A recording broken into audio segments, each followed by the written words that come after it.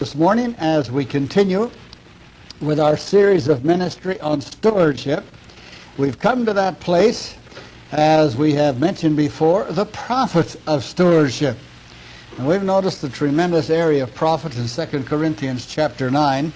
And today I want you to take your Bibles and turn with me to another great area of the profit of stewardship found in Philippians chapter 4.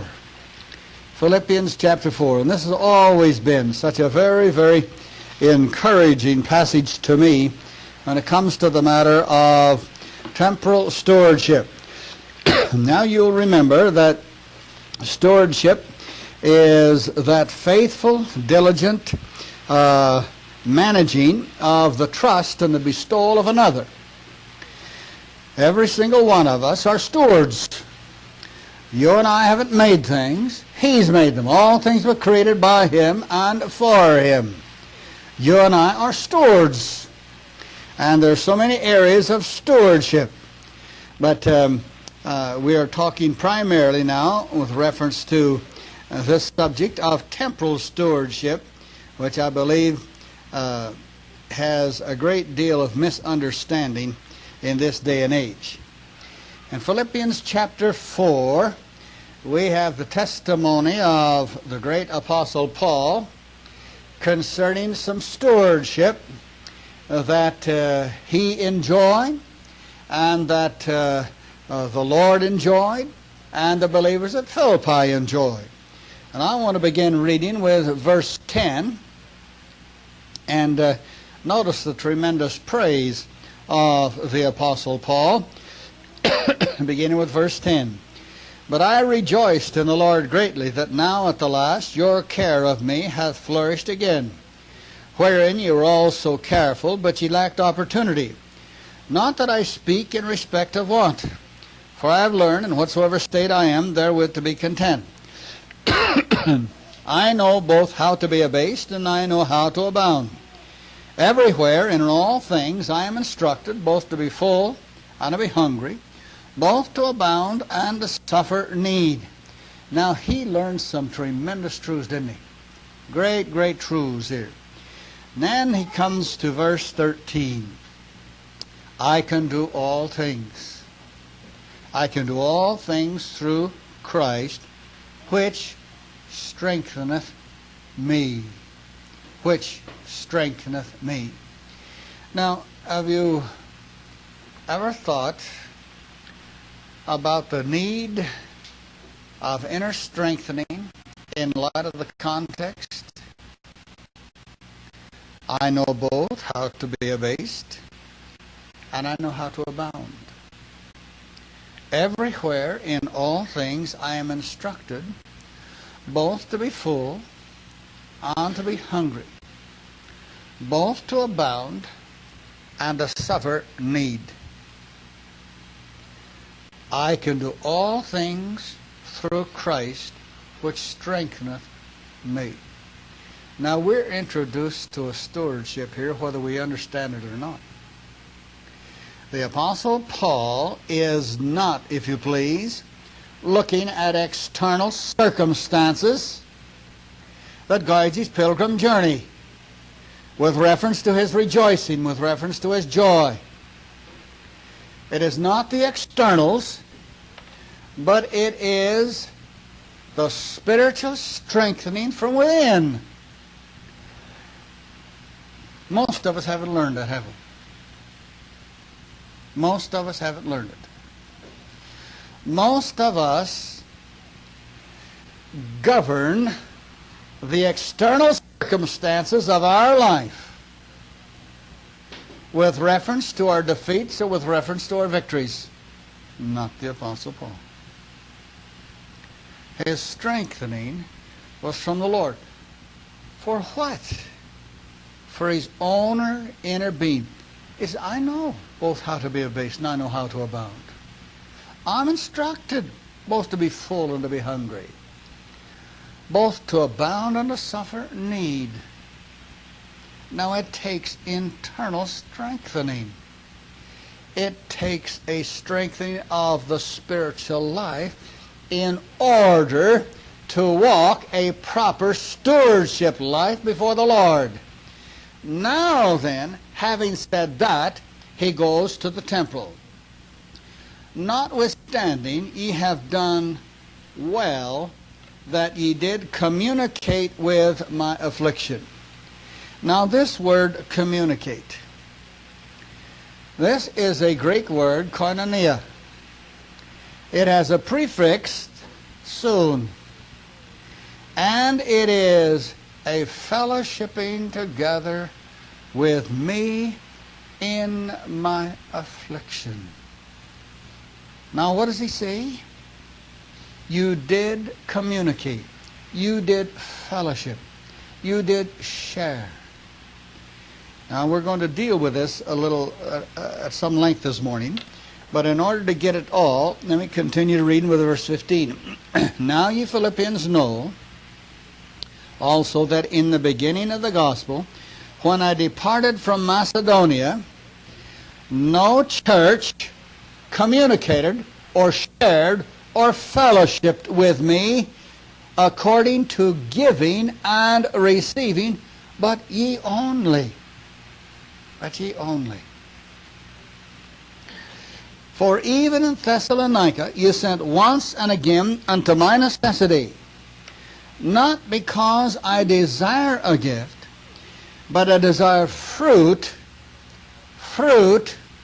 that may abound to your account. We got some amazing areas of profit here. Here's a missionary. He's ministering from place to place, from church to church that he had established. And before he begins with the temporal, he says, I want you to remember that I have had to be strengthened inwardly. And this strengthening has come from the Lord. And to be strengthened inwardly from the Lord puts us in a right perspective with reference to the temporal sharing or the temporal fellowship with the saints of God. In this connection, it happens to be a missionary, the great Apostle Paul. Now then, he reminds them, you did something good. You did. Isn't it nice to know that you can do something good? Isn't it nice to know that you can be right? Have you had to do things in life? Well, I just wonder if that was right. You kind of have a feeling, well, I thought it was right. And you go ahead and do it. But I want to tell you something.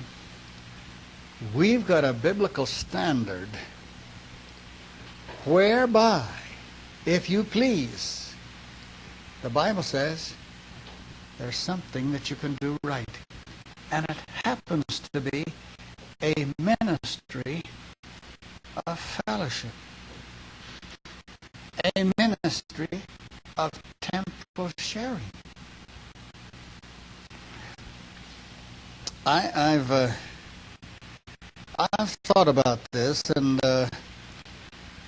you get the place where you're a little bit gun shy of teaching some of these things because of the false impression that people get, and because of such a terrible injustice that is wrought upon the household of faith by greedy, carnal cons.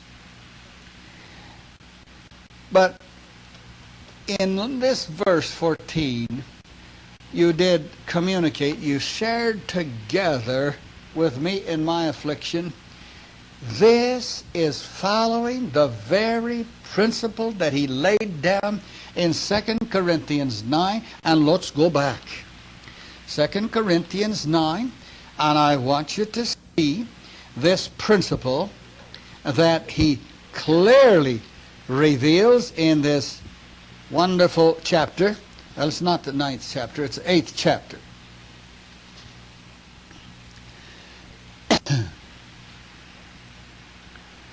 Verse 14. Well, beginning with verse 13. For I mean not that other men be eased and ye burdened,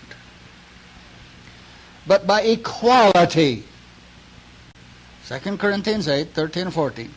But by equality, that now at this time your abundance may be a supply for their want or need, that their abundance also may be a supply for your need, that there may be equality.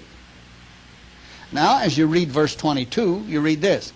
And we have sent with them our brother, whom we have oft times proved diligent in many things, but now much more diligent upon the great confidence which I have in you. Whether any do inquire of Titus, he is my brother, and etc. Now, that isn't just exactly the passage that I want. And we have sent him. Well, I can't put my finger right on it. Oh, well, probably in chapter 9, being enriched in everything, on all bountifulness, which causes through us thanksgiving to God for the administration of this service, not only supplieth the want of the saints, but is abundant also by many thanksgivings to God, while the experiment of this ministration they glorify God for your professed subjection of the gospel of Christ. What is the equality here? The equality is that on the one hand, here is a group that shares from a temporal point of view. Now then, those who are recipients of the temporal, all right, there is to be the equality of their ministry spiritually back. It isn't these TV cons. I said, now, we just got to have your money to stay on the air and so forth. And so, down it goes, down it goes, down it goes. And Jimmy Baker is suffering the consequences of the inequality. Now listen. Ye have done well that you shared together with my affliction. Why? They sent temporal assistance and he ministered spiritual. There has to be equality. I get very provoked at missionaries, teachers, evangelists, pastors, preachers, and so forth. Because there is a thinking abroad in a lot of these characters, oh boy, I can make a wad there. And I don't have to put out too much effort either. That's sin. That's sin. There has to be equality. There may be the temporal, but there's got to be the boomerang, the reciprocal aspect of spiritual that's just as genuine as the hearts that give. There must be that spiritual moving of the recipients back. And if there isn't, that's wrong. It's dead wrong. Now then, he uses this word, koinonia. You're going to find it in 1 John. If we walk in the light as he is in the light, we have fellowship. You're going to find it in 1 Corinthians 10 and 11, where you have the communion. Same Greek word is the fellowship. Fellowshipping in the body and the blood. What is then really the business of temporal giving? It is fellowship. Now, in brethren circles, I found this to be rather strange when I first heard it. And I first heard it when I was in seminary by Dr. S. Lewis Johnson, who at that time was my Greek professor, and he was a Brethren man. And we got on to the subject in class in some way about giving and the money and so forth like this. And he said something that I'd never heard of before. He said, often you'll have a brother come up, shake your hand, and it will be a bill there in that hand. And he'll say this, I just want to fellowship with you. I just want to fellowship with you. Fellowship. And as I have ministered among the Brethren assemblies now for a number of years, I am often given a check or cash after I finish ministry. And the one that bestows it is, this is some fellowship from the assembly. Fellowship. I thought about that. In the light of Philippians chapter 4, I think it's good. I think it's proper. Now, I know that there's collections mentioned. I know there's offerings mentioned. I have nothing against that. But if we can just get back to the scriptural, spiritual emphasis of stewardship, and not the quantity, hey? But that there might be equality.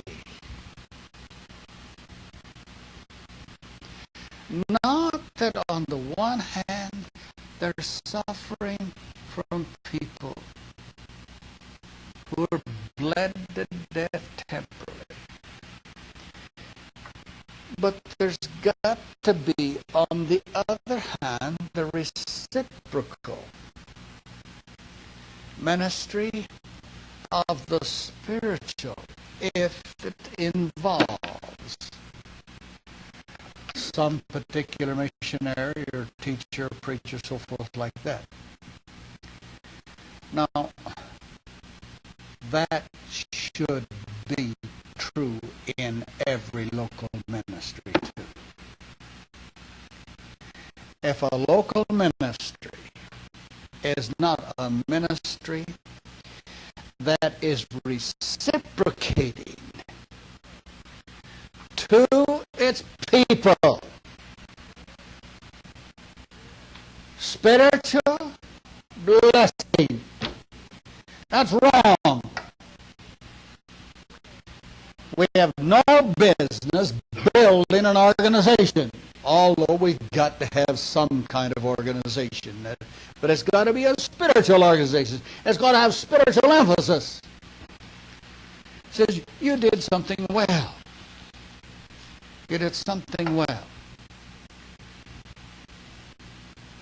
Possibly you can think back there in the book of Acts, when he went over to Philippi, and he established that little ministry.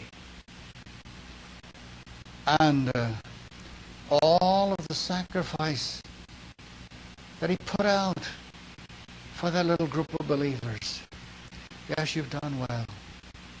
Now then, he says, listen, I just want to give you a little commentary of how you've kept up doing well. It just seems as though this little book of Philippians just oozes with spiritual fruit. My beloved brethren, dearly beloved and longed for, That spiritual fervor and relationship. He says, now you Philippians know. You know, and I have to tell you, you know also that in the beginning of the gospel, when I departed, he's talking about his European tour of duty. Philippi was in Macedonia, and he went on down to Berea, then to Thessalonica, and then he went to Achaia. And he said, when I departed from Macedonia, no church, no group of believers shared or fellowshiped with me as concerning giving and receiving, but ye only. Ye only. You were the only little body of believers that fellowshiped with me on my continued missionary thrust. You were the only ones. What a testimony those believers had at Philippi. How they appreciated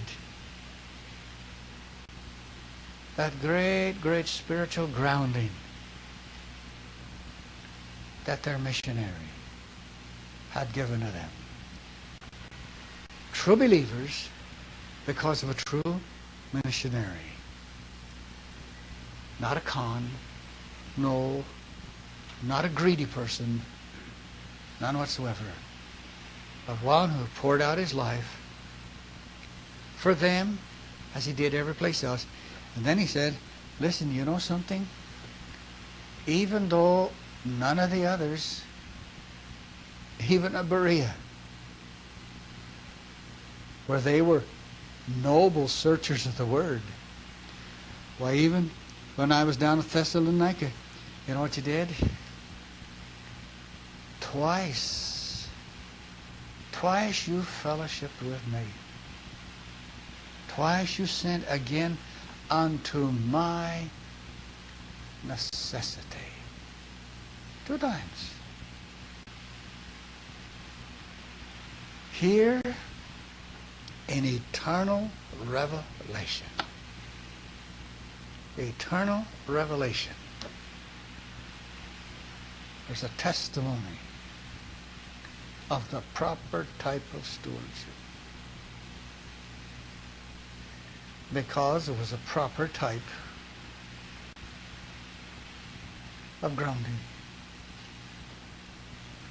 I'm getting to the place where I just cringe. And I receive all of these letters from missions. And I receive these letters from colleges and from seminaries. We just have to have some money. We just have to have some money. You know what they need? They need a proper spiritual emphasis. That's what they need. They don't need the money. And when we put a dollar sign, and I know we've had people right here that stand up here and talk, you know. Well, I want you to know I go against what they've said. I don't think it's right. When we put a dollar sign on the criteria of reaching, then we've got our priorities wrong. We don't need the money, we need the men. We don't need your bank account, we need your dedication. That's what we need. That's what we need. And I'll never, in all my life, I'll never, ever forget the wise men from the East. I don't know how long they traveled, but they had those treasures. They had those treasures. And they stopped in Jerusalem. Where is he that is born King of the Jews? We're trying to find him. But it wasn't until they got in the presence of Jesus Christ that they opened their treasures. That's right. Fellowship. Fellowship with the Lord. Now then, notice, not only was a great prophet by virtue of the spiritual fellowship, but notice verse 17. 17. Not because I desire a gift, but I desire fruit that may abound to your account.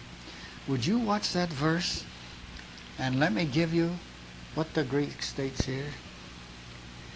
Not because I seek the gift, but I seek fruit which abounds unto your account. This particular word, desire, here doesn't give the emphasis of the Greek word. The Greek word is zetao, but that means to hunt. Now, come moose season, we're going to go out there in that bush. That is some of you who can do that. And I'm going to try it. Go out there, and you're going to hunt. Isn't that right? You're going to seek. You're going to look for that animal that you can shoot and then work real hard to get it back out. You're going to hunt for it. You're going to hunt for it. That's seeking. But now listen. This has got a prefixed preposition, epi. And when you've got a prefixed preposition, it's either going to change the meaning of that verb, or you know what it's going to do? It's going to intensify it. Now, let's go back and read it. Not that I am earnestly, eagerly seeking the gift, or hunting for the gift, but I am earnestly, eagerly hunting for the fruit that may abound to your account. To your account. When we first started the teaching ministry years and years ago, down, it was called Thames Valley Bible College. I got my college chum to come up and help me start the school. We only lasted a year together. He was a preacher, man, and a good teacher, just a great teacher. And he would go speaking. He was very popular. He'd go speaking in various places. And he was quite well known some places down there in the States. On this occasion, he went down into the Detroit area. And he came back, and I've never forgotten it because it made such an impression upon me, and I just filed it right then. I said, boy, you're wrong. I didn't dare tell him that at the time. But this is what he said. He said, you know, Al, they took up an offering for me. But that pastor, the rascal, he took it up before I preached.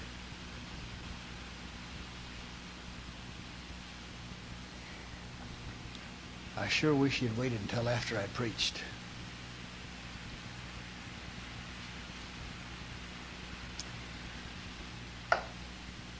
Man, he's a good preacher.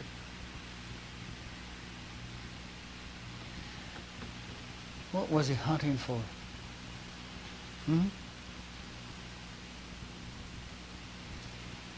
What was he hunting for? Not that I'm seeking. Not that I'm seeking your temporal gift. But I am seeking the profit of your stewardship.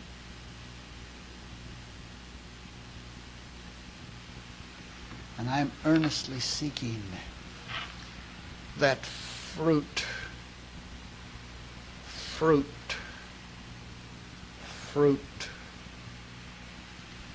profit might what?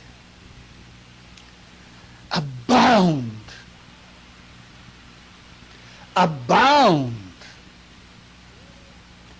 Not be shrivel up stuff. Might abound unto your account.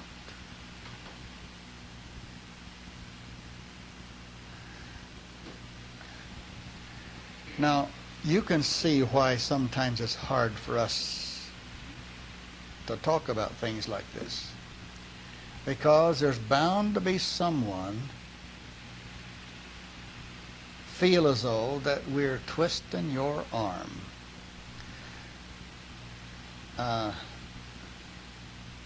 don't want a single penny.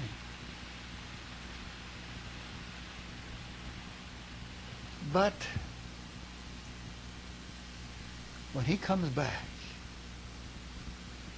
and takes us home to the rapture, do you know something? Now you listen to me.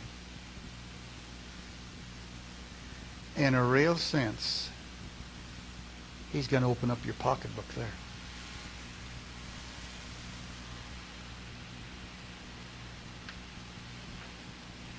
My temporal stewardship, your temporal stewardship determines the fruit, eternal spiritual fruit that he's going to reward you for at the judgment seat of Christ. But Lord, you just don't know my circumstances. Try him and see. We used to have a little sign up here. If you have nothing but Christ, you have everything. If you have everything but Christ, you have nothing. That's right.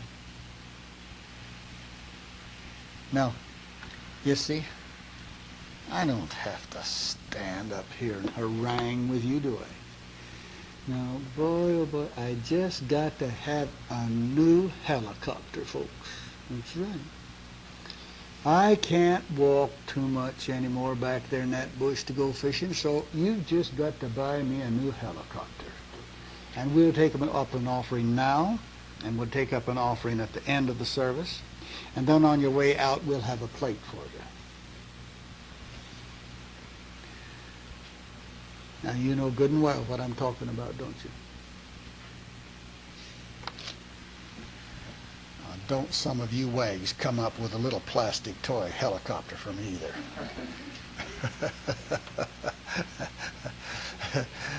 But you're choosing right now. In light of your temporal stewardship. And temporal stewardship, it involves wisdom, folks. It involves whether that stewardship is going to be used from the standpoint of equality, where there is that spiritual, biblical ministry of which you are aware of from this Bible, or whether you're going to succumb to a con that's got a slick tongue,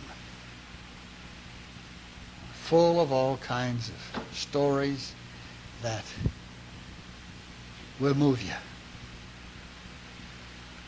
No. Not that, the Apostle Paul says, not that we seek earnestly your gift. But, listen, we want the fellowship